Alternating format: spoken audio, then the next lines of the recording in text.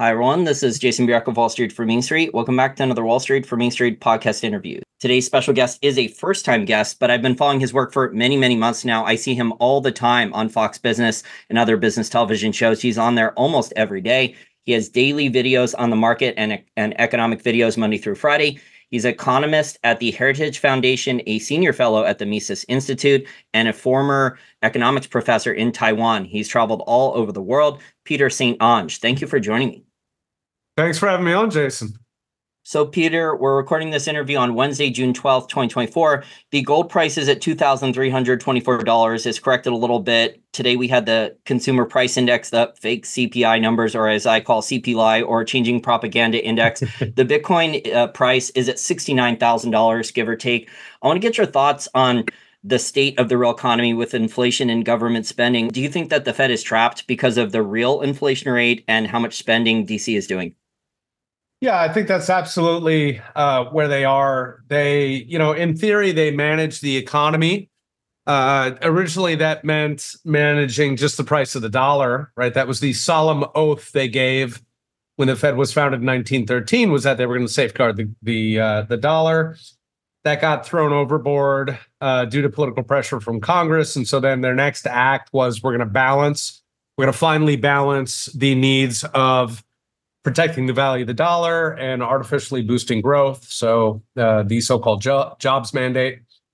And then that dual mandate continued for a while, and it's never really been changed in legislation since then. But in practice, I think what's really emerged at this point is a third mandate, which is to bail out everything, to bail out the federal government, specifically to enable. We've got deficits at this point that look durably on track for about $2 trillion a year, which is a once unimaginable number. Also to bail out banks. So when the Fed intervenes so aggressively like they did during COVID, essentially yanking interest rates down to zero, pumping out ultimately $7 trillion in new money, right? So there was a point where $1 in $3 had fresh ink on it.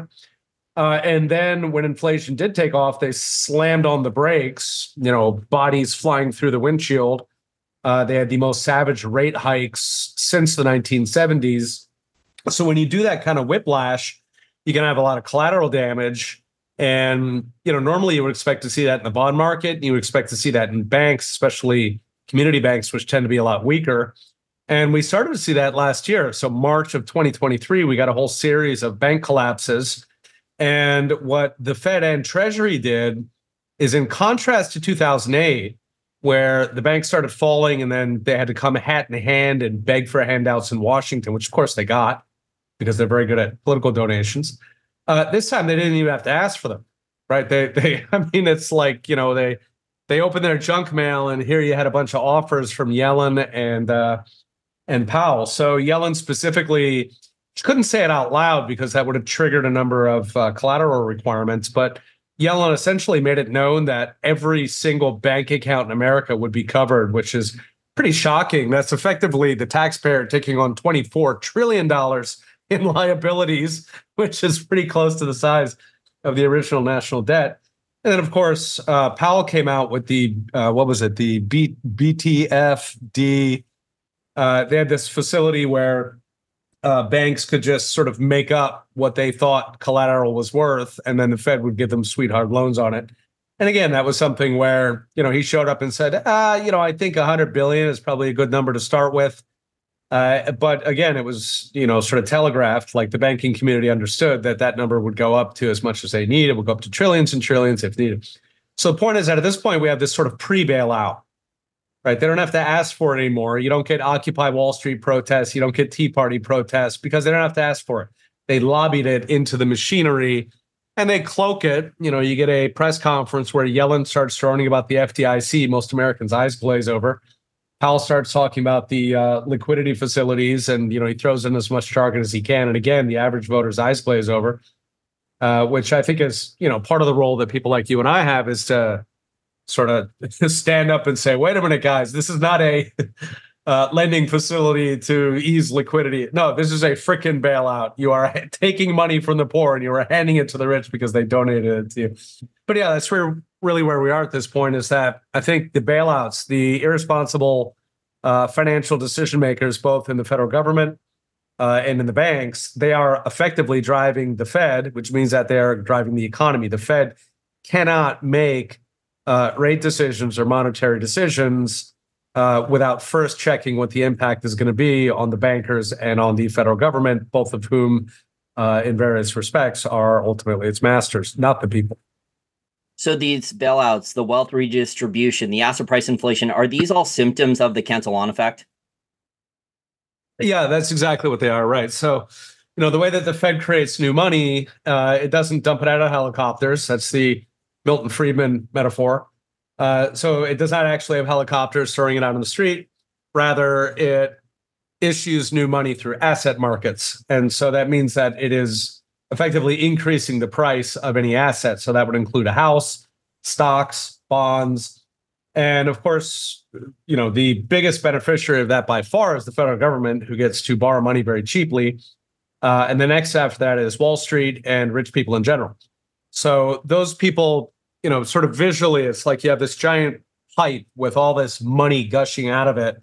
And you've got the bankers and the Congress and rich people standing there with their mouth wide open, just getting doused in this sweet, sweet money.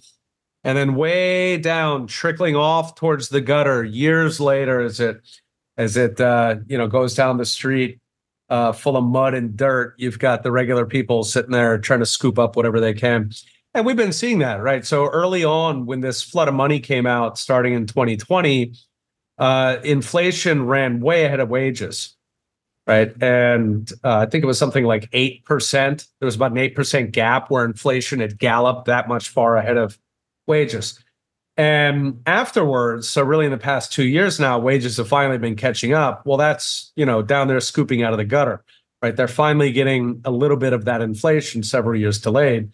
Now, at this point, because it looks like the economy is headed into stagflation, even that sort of catch-up phase looks like that might start to end here. Yeah, I call it stagflate tax lie, but the Cantillon effect is a major part of it. And you mentioned It's massive. You that was a Freudian slip there earlier when you said BTFP, by the fucking dip. I mean, like the liquidity program was actually BTFP, but I've made that mistake in the past too. So it's BTFP, Bank Term Funding Program, but it for a trader out there, that meant more liquidity, and that meant BT, by the fucking dip. So yeah, which has been true for decades, right? The Wall Street Journal compliant term is the Fed put. But essentially, every time anything breaks, the Fed just shoots a bunch of money out into the world. And how do they shoot it out into the world? They shoot it at rich people. So it's a good deal, right? If you look at incomes or net worth, for example, before and after COVID, COVID was the best thing to happen to rich people in America since frickin' World War II. Oh, yeah. Which is a problem, right? Like, yeah. So right. the assets inflated. And then on top of that, rich people, if they had extra cash, they're earning risk-free over 4.5% on that. So they could park cash and earn risk-free a high interest rate. And the average person on Main Street, the consumer, person with a family, wife and kids, small business owner, they don't have millions of dollars to park and earn risk-free at 4.5% or higher. Yeah, well, you can just look at houses, right? So because they yanked interest rates near zero early in COVID, houses went up in price, right? So houses soared something like 30%. So for the median, for a typical upper class house, that might have been $200,000-300,000 in capital gains. And then you had mortgages at 3%. So those people could take that equity, they could cash in their old 6% mortgage for a 3%er. They could actually save money. They could put $300 in their pocket. They could put the $300 into the stock market, which is then soaring because of the Fed. I mean, it's sickening, right? So when the smoke cleared, the average American got absolutely destroyed during COVID, but rich people, I mean, I think number-wise, it was something like a 30% increase in net worth in 4 years. It's just astounding. But This is the Fed. This is one can debate whether it was designed to work that way. It was clearly designed to benefit Wall Street because they bought it. But one can debate whether it's actually designed to help rich people. But they don't seem to have a problem with the fact that is how it works. And large corporations also benefited too, because if they had cash, sure. they're earning high interest rates on the cash. But then also, like you said, when the Fed cut rates before they started raising rates, all these large corporations, they all locked in lower rates. So a lot of these large corporations, they don't have revolving credit facility and credit card debt like a small business owner or the rest of us on Main Street. Right. They locked in their debt at low rates. Yep. Yeah, and that's a big reason why there's lag effects in the first place, right? So when the Fed hikes rates, you don't get a recession immediately. A big reason for that is because companies are typically sitting on this huge stack of cash. At the moment, they're sitting on an epic stack of cash because they had those low rates during early COVID. And so companies basically just grabbed whatever they could get. So I want to ask you a philosophical question, since I know you read the Austrian School of Economics. In the current system we have with debt-based fiat currencies and fractional reserve banking, and in the Cantillon Effect and bailouts, the government's too big, I would argue, both political parties with their spending, either tax and spend or tax and borrow and spend. Will the people in power, the Federal Reserve Bank in DC, will they actually allow real deflation for a long period of time? No, never. Yeah.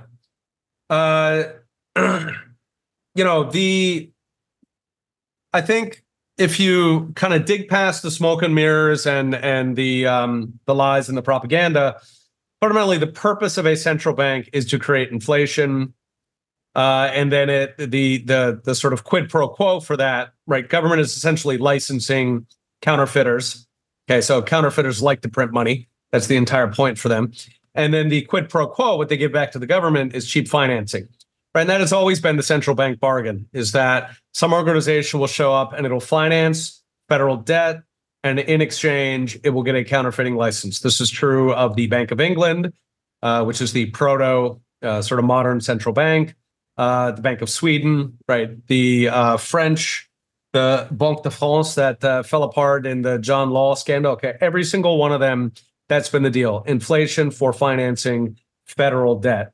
So they will absolutely not do that. That's not what they're structured for. So instead, what they'll do is get in the newspaper and spin up these stories about how horrible deflation is. Now, the trick with deflation is that you have two types of deflation. You have so fundamentally, inflation is when you have money chasing goods, right? And if you have more money, then you're going to get inflation, right? Because you're going to have more dollars chasing a certain amount of goods. Now, when it comes to deflation, there's two ways that can happen, right? One way is that you got a ton more goods. Okay, so now each dollar buys more goods, right? The aliens shoot a beam at us and they double every factory, but they haven't touched the money. All right, so now every dollar buys twice as many things because we got a lot of things now. So that's one way it can happen, and that's good. And that's healthy deflation, and that's what we saw in the 19th century, where the government was very small. You didn't have the regulatory state yet. You largely had free trade. And so the economy grew very fast. People got very rich. A dollar actually bought more, and everything was great, right? That's good deflation. And that lasted decades during the Victorian era in the US. Now, there's a second type of deflation, which is when nothing happened to the goods, but the money suddenly vanished. And in normal times, you'd say, well, how does the money vanish? And of course, what's happening is that money substitutes vanish, so credit. And how does credit vanish? Because people default. So on Monday morning, the bank thought that it had a whole bunch of assets in the form of, let's say, mortgages and loans that were owed to it. And then Tuesday, it turned out a bunch of those people are not going to repay. And so those loans vanish. But from the bank's perspective, they were thinking of those loans as if they were dollars, right? They might have used those loans for collateral. They might have used them to, back the rest of their business, to back their deposits, their own debts, right? The bank's own debts, which are deposits. So if those loans vanish, then effectively it's as if a whole bunch of dollars suddenly evaporate. Now, that kind of deflation is catastrophic, of course, but it only happens in a central bank or in a government intervention situation, right? Where you've got this tissue fire growth, and then all of a sudden, everybody and their sister goes bankrupt, right? That's not normal. It might happen if there's some catastrophic war, but in practice, that sort of event at this point happens about every 7 years. We call it a recession. And that is completely authored by the boom bust cycle, which the Fed creates. So what they do is they take that Fed created bad deflation when all the money disappears. Okay, they take the bad effects of that, which is that companies go bust, banks go bust, people are lined up, they're starving in the street, they're eating cat food. They take all that and they say, see, this is why deflation is bad, so we must fight deflation. And you say, wait a minute, that's the unique case of deflation that you guys yourselves create. Normal deflation, where the economy is growing, so there's more stuff, and so dollars buy more stuff, okay, that is fantastic. That is what we should be aiming at. So it's really a sort of smoke and mirrors where the Fed is tainting deflation with this boogeyman, which ironically enough is the disaster that it itself creates. Yeah, so I think you're comparing, for historical reference for our listeners out there, a lot of people read Austrian school economics. A lot of Austrian school economists talk about the Great Depression in 1920, where the Fed didn't do a bunch of crazy monetary and fiscal, and DC didn't do a bunch of spending. So the Great Depression in 1920, it was very painful, but it was over in 18 months. There were bankruptcies. The people who didn't take out a bunch of debt and credit, they went and bought the assets, and the economy started booming again. And then you have the FDR depression, the Great Depression post-October 1929 crash, where deflation and government intervention prolonged for many, many years until FDR finally devalued the dollar against gold, which restarted massive amounts of inflation again. Absolutely. And there's a great book on that by Jim Grant called The Forgotten Depression, where he talks about the episode of 1921. When we get the recession here, that's going to be essential reading, because they are, of course, going to do everything wrong. And Jim Grant lays out what they should be doing. So in terms of DC spending, do you think then that anyone in power in DC is going to be willing to cut spending? Or do you see basically then that the government's going to start crowding out the private sector? Yeah, I think the government is crowding out the private sector. You know, if we look back to the, 55 years since Nixon broke or finished off the dollar, we have had some relatively conservative presidents. Reagan and Trump were both pretty willing to sort of buck the establishment. And at best, we got some economic reprieve, but we really didn't get much progress on spending under either of them. And, Reagan at least was without a doubt a small government guy. He despised the government. I mean, he was really kind of an ANCAP. But whether he got suckered in by the national security apparatus, but even outside of defense, he didn't cut spending all that much. So I think that, looking at history, looking at even when we've had really powerful mavericks who, they were almost lucky to win election because they were coming in eras of sort of national decline, when voters had turned very anti-Washington. So even though we really got lucky twice in those 55 years, lucky in terms of small government presidents, we got very little impact. On Congress, I'd say we had one episode where we had a bona fide small government guy, which was Newt Gingrich. And he was able to, sort of stop the decay, right? That was the 1990s moment when we actually had budget surpluses for, I think, 2 or 3 years when Gingrich and Clinton sort of fought to a standstill. So if you kind of look over those 55 years and you look at the episodes where we did manage to get a small government guy in charge, at best, they slowed it, not quite to a halt, but pretty close to. And then it went galloping away the other, 85% of the time. So I think that, unfortunately, the founding fathers did not put mechanisms in there. A balanced budget mechanism might have helped. They were actually very clear that government can't print money. But of course, that was, I believe that was under Lincoln, or actually Grant. Grant had appointed 2 railroad cronies, probably because he was bribed. And those guys, he put them on the Supreme Court, and then they allowed legal tender. And then, of course, the next one was FDR himself and the gold clauses that you alluded to earlier. That was, I believe, 1933. And they're, really, sort of seizing all the gold in the country was obviously something that would have been considered extremely unconstitutional in any previous era. But unfortunately, the Great Depression was so bad. Hoover and FDR were really a 1-2 punch. They had the exact same policy menu, which was more or less communism. And that made the economy so bad that, he had this just overwhelming majority in Congress, where the opponents of the New Deal kind of felt like if we put up a fight, then these guys are going to pass an amendment and then we'll have lost forever.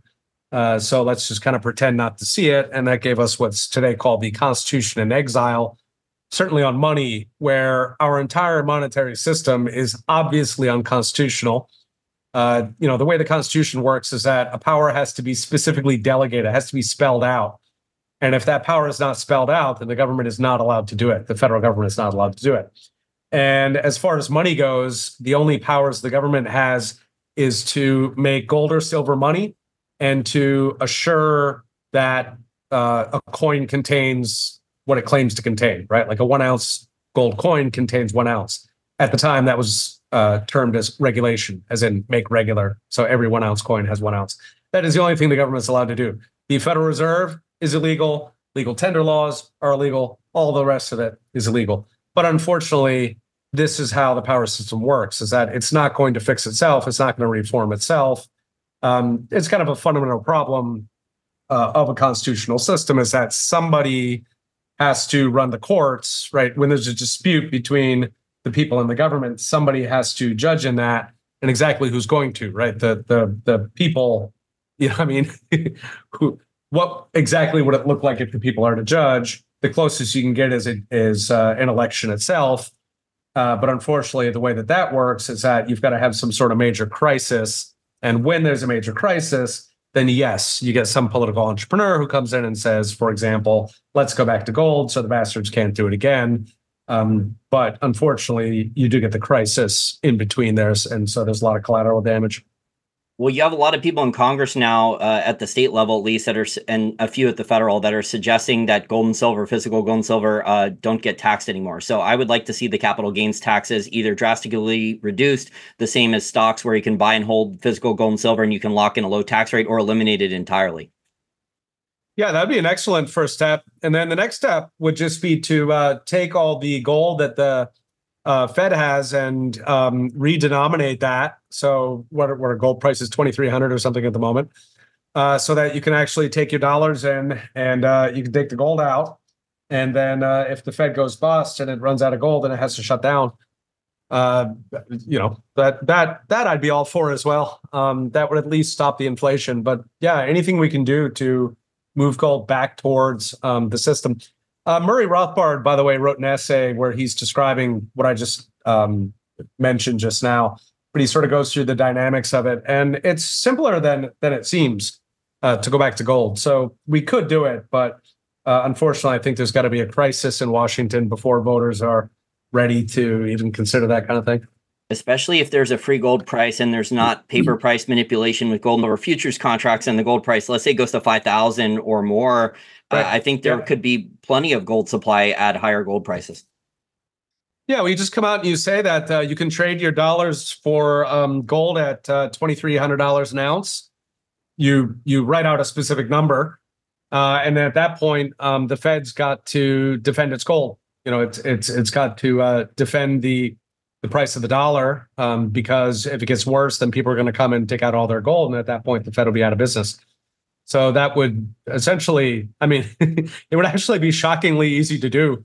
In terms of a bill, it could be a relatively short bill. But, of course, they're not going to agree to that, or they're going to fight it with everything they can. So at the current levels of interest rates that the Fed has, and like you said earlier in the interview, they drastically raise interest rates a lot now. And Von Mises said it's like flooring the system and then putting the car in reverse and running over the dead body again to check to make sure it's dead. Do you think that we're going to see potentially a banking system crisis and supply destruction in the private sector? I think we're almost certain to get a recession. Recession is going to have some supply destruction. As for the banks, I think that what 2023 taught us is that they've been very, very effective at getting their pre-bailouts. So I expect that we are probably going to get a lot of banking crises, but they're not actually going to play out all the way to bank crisis. They're going to be sort of, when the smoke clears on all these crises, it's just going to be banks being rolled up and handed to mega banks. So it'll be increased bank concentration. So depending on how you term that, yes, we'll have a lot of things that we'll have a lot of bank crises, but they're not going to end up the way that they have in the past. They'll get bailed out by taxpayers, and the dead bodies will be handed over to the oligarchs on Wall Street. So the people in power in DC and on Wall Street, they learned kind of the wrong lesson from Lehman Brothers. They think that letting Lehman Brothers fail was actually a mistake then. And so basically all their policies are to make sure that another Lehman Brothers doesn't happen, where the banks stop trusting each other. They threaten to shut down the banks, and they don't want the stock market, say, crashing for 6 months. Yeah, well, the banks were very smart, which is not surprising because the banks have very big budgets to hire smart people who designed all this. But the banks effectively have human shields, right? Which is the widows and orphans, the families, the voters. So they have human shields. And that's what they waived in 2008, is that these lobbyists invaded Washington and they just berated them. And they were like, do you want grandma to eat cat food? Because if you do, we're going to take out a Super Bowl ad talking about you. I mean, they're just very, very effective. And so I don't know that politicians have the brain power to even necessarily learn a lesson, in terms of sort of philosophical questions. But what they did learn is that you can't cross the banks. And if the banks get into trouble, you can't punish them. You have to get them out of trouble, or it's going to destroy your career. And I think the politicians, I don't think they understand any of the philosophical stuff. Like you said, maybe they realize that there is inflation, but I mean, most of them now, they're concentrated on their stock portfolio or their real estate portfolio.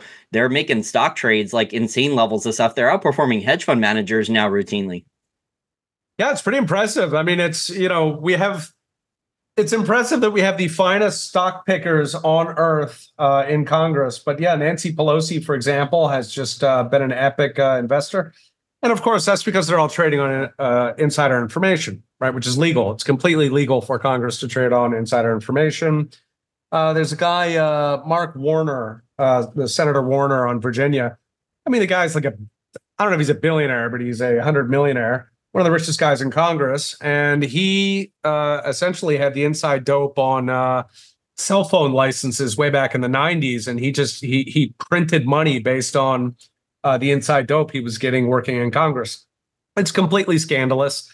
But even when it comes to actual inflation, there's a party line on inflation, the sort of mainstream Krugman textbook version, which is this real simplistic, inflation just sort of falls out of heaven. Who knows why inflation happens?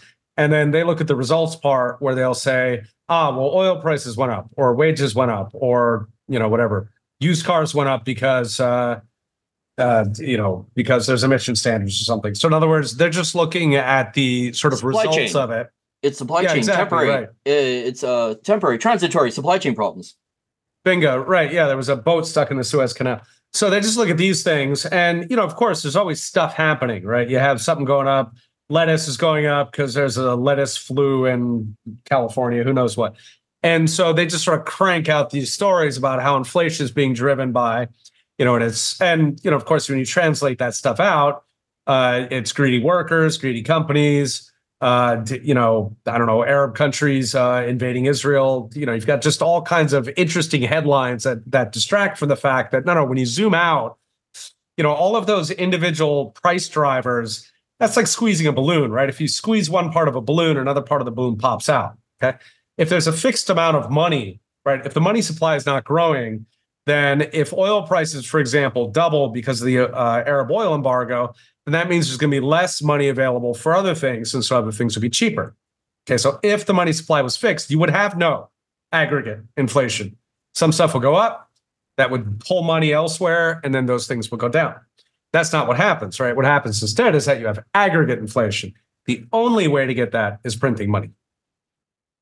And now you have consumer price inflation really since the pandemic started in 2020. So that's a lot of stagflation and shrinkflation that the consumer actually sees. But I would argue for decades, Peter, that the goal was asset price inflation. The Fed was openly promoting this wealth effect, but it was really the Cantillon effect. Yeah, absolutely. And, Greenspan was very forthright about that.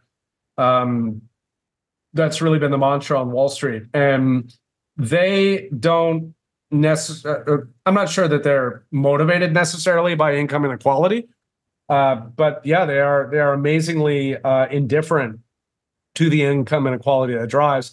And of course, income inequality is a massive industry on the left. It's one of their main gigs, is complaining about how capitalism drives inequality and how, the government has to leash capitalism. And yet, of course, by far the biggest driver of income inequality is the Fed.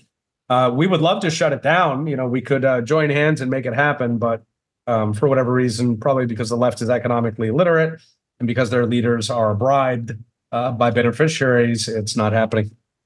Yeah, the other thing with the Democrats is this energy and large corporations too together lately is this ESG policy, energy spending grift. So they're wasting all this money on wind, solar, biofuels, electric vehicle companies. The return on investment that the government is allocating is either zero if the company goes bankrupt or negative if the company needs a bailout.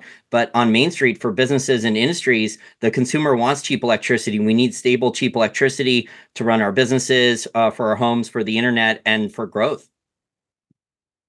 Oh yeah, well, and it's hilarious what ends up happening. So there's a certain amount of lower demand for fossil fuels because there is some baseline energy generated by wind and solar. It's much less than promised. I mean, if you actually tally up not the theoretical energy it can provide, but the actual energy that is provided over the very short lifespan of this stuff, I mean, it's just comically expensive. But what's also cute is that because that removes demand for traditional fossil fuels like oil, that over time, oil gets cheaper.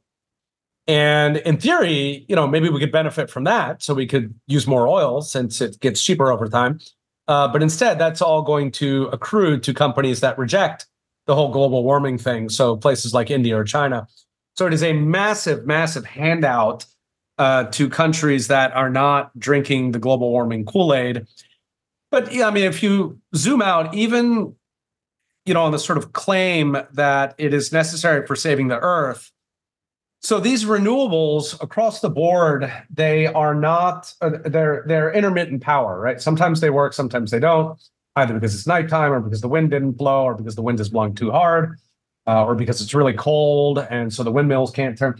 There's many reasons why this stuff can't work all the time. That's very different than, let's say, a natural gas plant that unless it blew up or unless it's scheduled maintenance, that sucker can crank out the exact same amount of energy all the time. So the problem there is that if you have intermittent electricity or intermittent energy, you need a backup that is continual.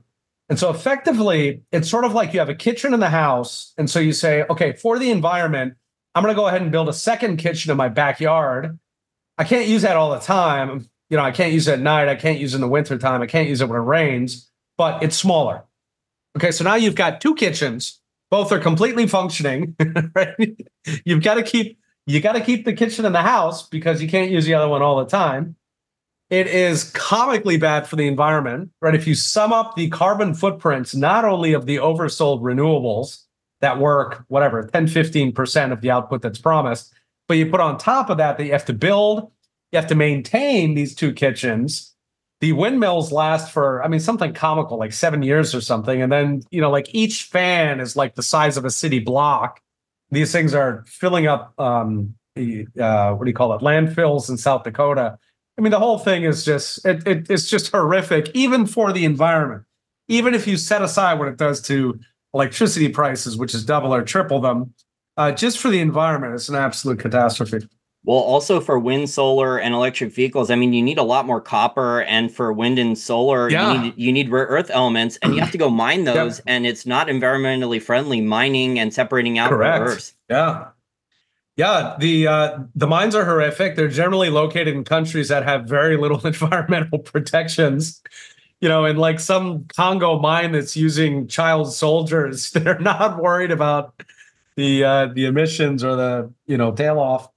And then just my personal favorite is the pictures of the helicopters de-icing windmills.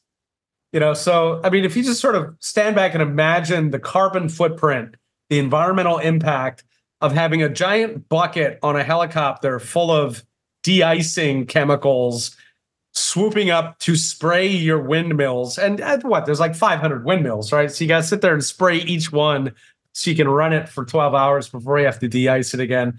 It's It's comical. And the only reason why you would possibly do it this way is to manage to spend as much taxpayer money as humanly possible because the people who are driving it are taking big chunks of it and putting it into their pocket. Exactly. And speaking of driving, I mean, I just saw two McLarens in the last 10 days here right outside of Washington, D.C. in my neighborhood. They must be a green energy or ESG lobbyists or in the Biden administration because I haven't seen them before. Now they're driving around town. I see them all the time. Hey, green energy works, man. It does what it's meant to do. Well, it's the energy spending grift. I mean, like you have basically these white collar criminals in the Washington D.C. metro area, and they all have law degrees, and they know how to. It's the old Ayn Rand quote. They know how to work the system. They're so good at funneling money to wherever it needs to go, or whoever is paying them the most money in lobbying dollars or bribes. Oh, you can see it. There's numbers come out on the richest zip codes in America, and overwhelmingly, they're not in San Francisco. They're not in New York. They're not in LA. They're in DC. DC is notable because it produces absolutely nothing. There is no industry in DC whatsoever. It is a giant parasite. And it turns out that's very profitable. That is the most profitable industry in America. Well, they're building data centers here, but do you think maybe that's potentially for CBDC? So for our listeners out there, you did an excellent panel back in February at a libertarian conference that's on YouTube with Robert Breedlove and a few other people. Do you think that the powers, like the people running the government, the Davos crowd, the central bankers at these G7 countries, are they trying to hijack Bitcoin and blockchain technology for CBDC? Yeah, they absolutely are. And, a CBDC is essentially a giant ledger where every one of your dollars goes on there, and then the government can look at it. They can block it. They can veto any transaction. They can see whoever you're sending or receiving money from.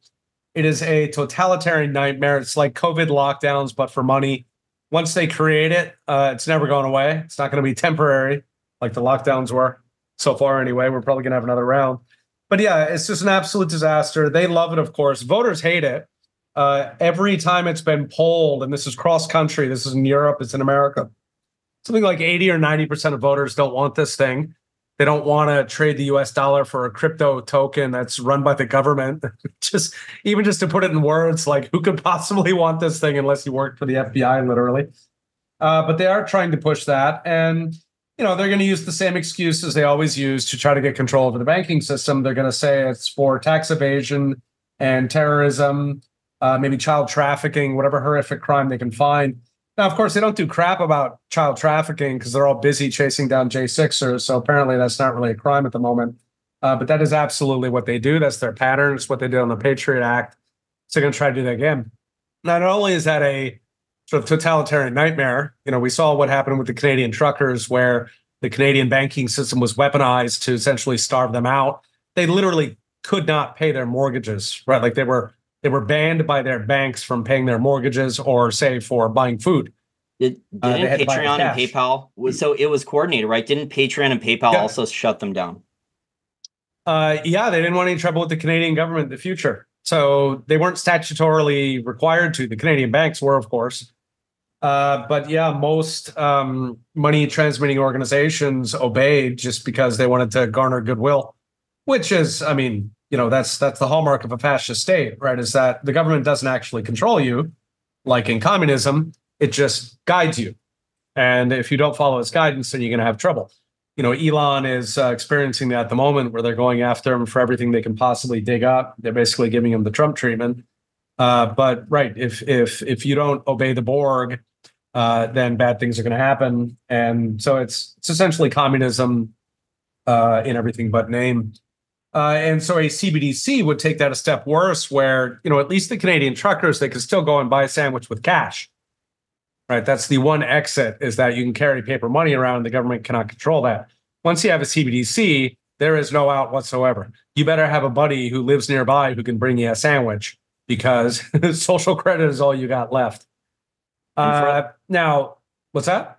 I was going to add to your points there for listeners in China. So to pay cash in China now with AliChat Pay or WeChat Pay, people have to take out their smartphones and scan a QR code to let the government know they're paying in cash before they can actually pay in cash. So it defeats the whole purpose, in my opinion.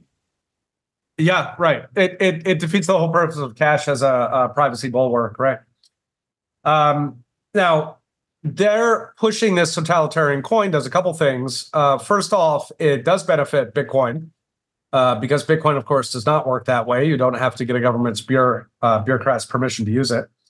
And so it is likely to drive more people towards Bitcoin, especially as you can use cash less and less. So the IRS pressures businesses to refuse cash.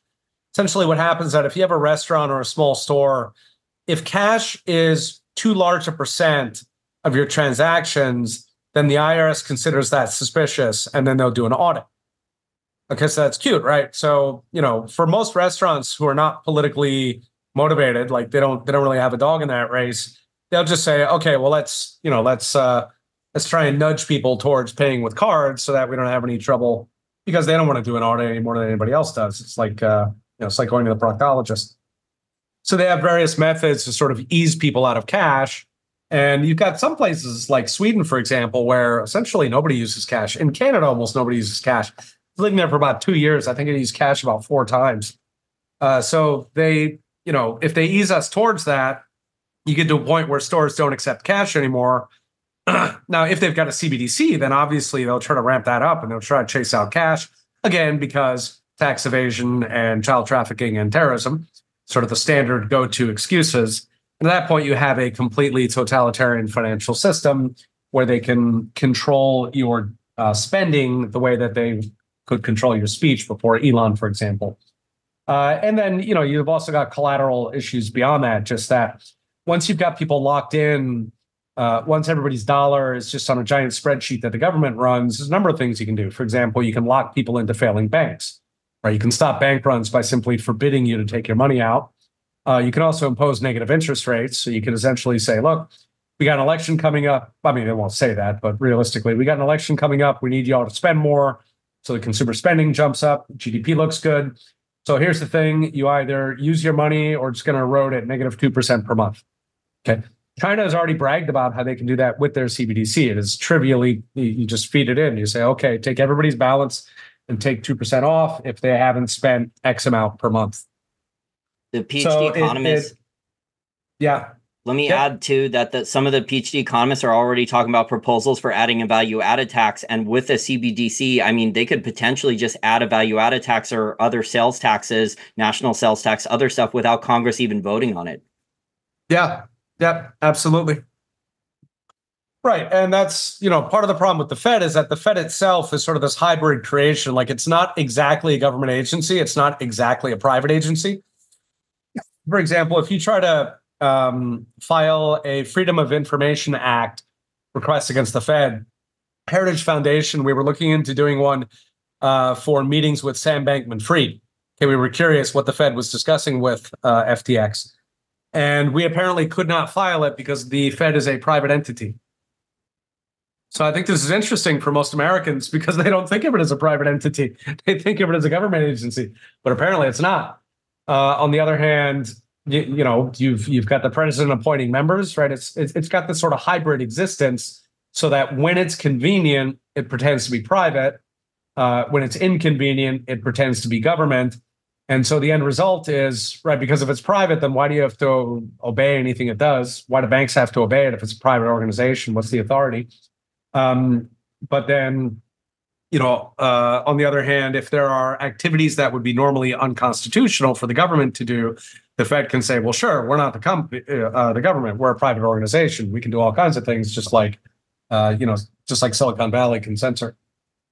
If you read the public documents for when the Federal Reserve Bank is actually sued, the lawyers argue both ways. So whenever it's convenient, exactly like you said. So if they're sued by one entity, whichever argument benefits them, saying, oh, we're the government, or, oh, we're a private company, they argue that. So if you go through all the times the Fed is sued, they routinely jump back and forth across the line. Yeah, it's impressive, right? So, I mean, obviously it's an illegal organization. I think prosecuted under RICO. There's appropriate penalties in the RICO Act. Racketeering and organized crime statutes. Well, they're a government protected cartel. I mean, like, they have their own police force, right? Don't they have like armored? I mean, you can't even walk by the Federal Reserve Bank and take videos or pictures. You're looking at getting arrested by like a SWAT team. Yeah, it's astounding. Yep.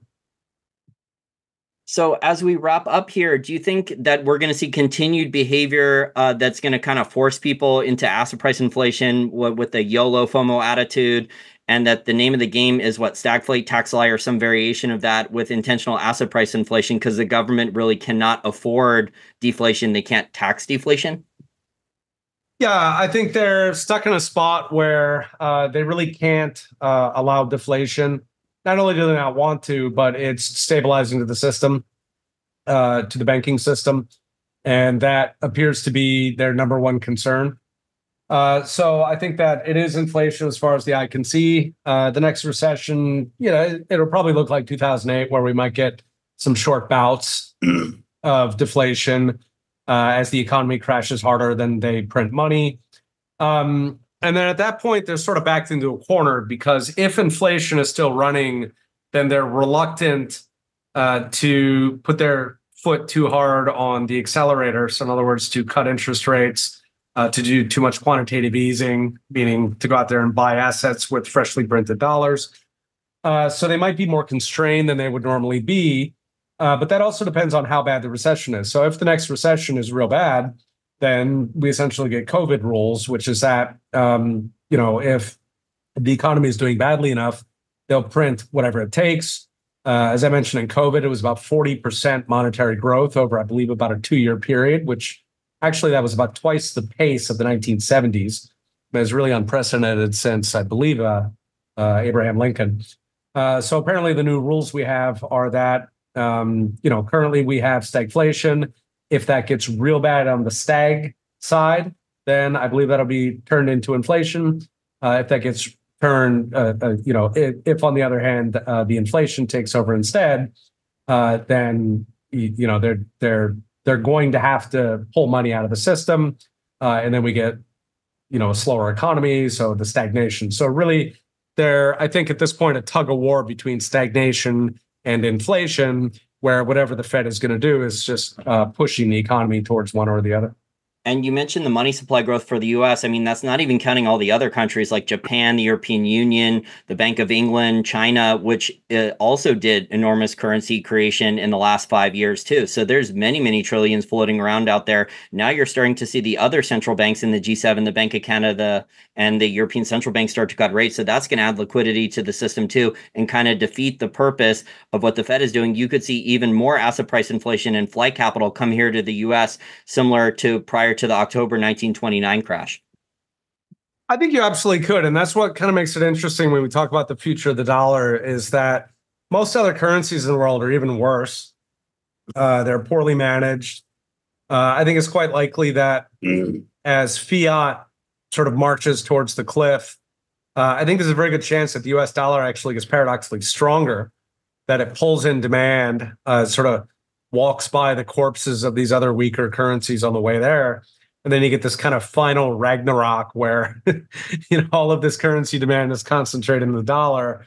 And then that inflates to the point where, that ultimately goes to hyperinflation. So, I think that's probably a several decades long process. I don't think it's happening tomorrow. But of course, the interesting assets to own in that kind of scenario, the most interesting would be gold or Bitcoin, which are, I think, the two best candidates for a post-dollar world.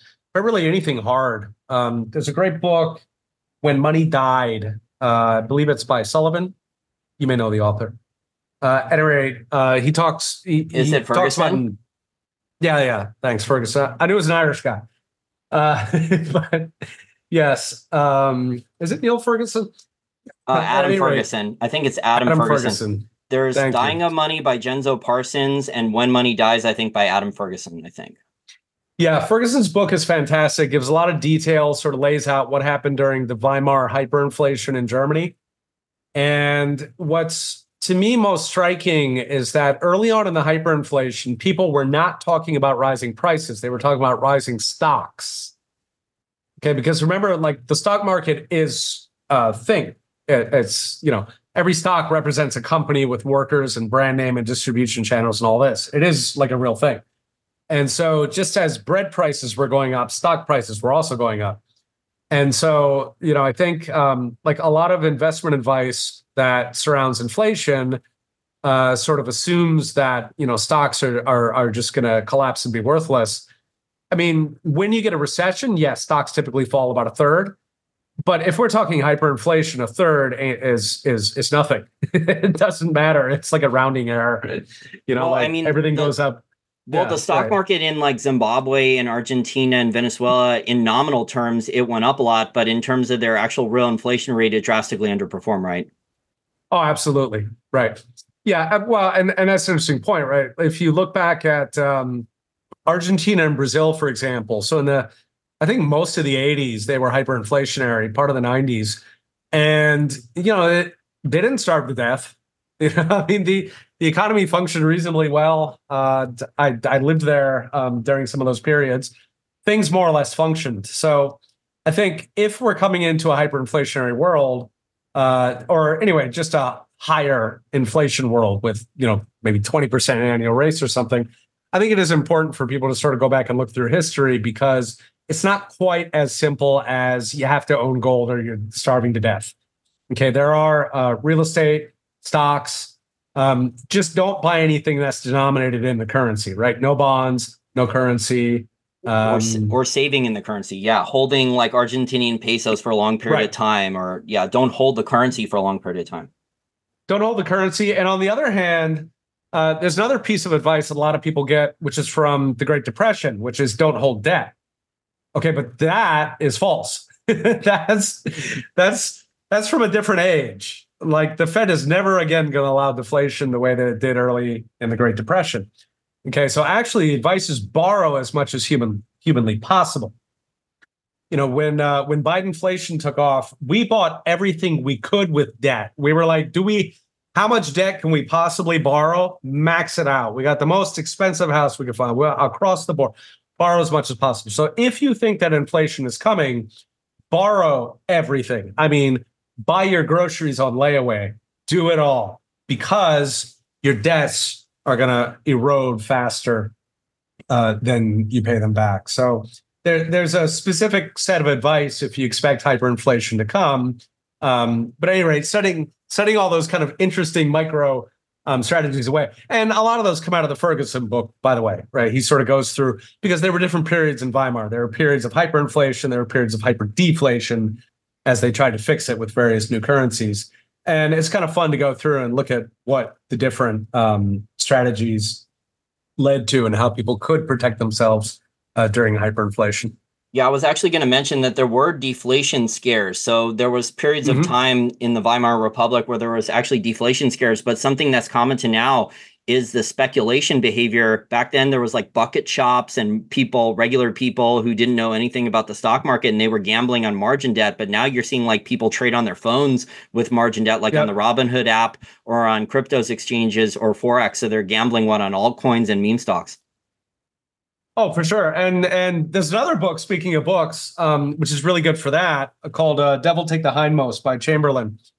And, the kinds of speculative things that we're seeing now, whether it's, crypto coins or Robinhood or AMC and GameStop, none of this stuff is new, right? This stuff thousands of years ago. In ancient Rome, they had penny stocks and they had pump and dump scams. They had roaring kitties. They had the whole kit and caboodle. I mean, this stuff is older than it's as old as humanity itself. So, but he goes through the history of that stuff, and it's funny just how little things have changed. Please tell my listeners about your daily economics videos.